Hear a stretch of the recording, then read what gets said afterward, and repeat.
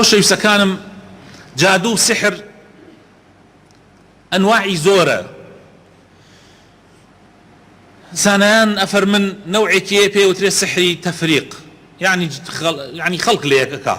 خەڵق لە یەک ئەکا وەکو خوای تەعالا لە سوورەتی بەقەرە ئاەتی 102 ئەفەرمێ فيتعلمون منهما ما يفرقون به بين المرء وزوجه.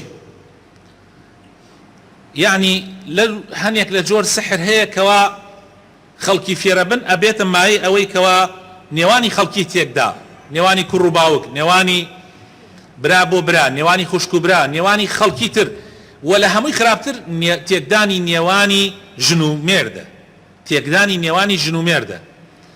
طبعا بۆ لە هەمووی خراپترە چونکە تێکدانی نێوانی ژن و مێرد یعنی تێکدانی خێزان، کۆمەلگاش هەمووی لە خێزان پێکاتووە، یعنی لە چەند خێزانێک کۆمەلگایەک پێکتێ، یعنی ئەگەر خێزانەکان تێک بچن یعنی کۆمەلگا تێکە چیە؟ ها پێغەمبەری خوا صلی الله عليه وسلم لو حديث أفرمي إذا جاءكم من ترضون دينه وخلقه فزوجوه إلا تفعلوا تكن فتنة في الأرض وفساد كبير.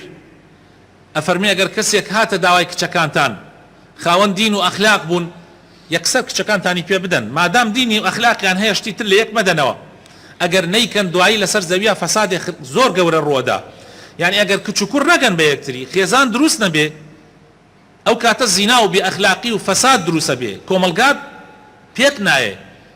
و پێغەمبەری خوا صلی الله علیه و سلم فەرمێ تەکون فتنة في الأرض، فتنەیەکی گەورە لەسەر زەویان ڕوئەدا، وفەساد كبير لە ڕیوایەتێکەوە فەساد عریض.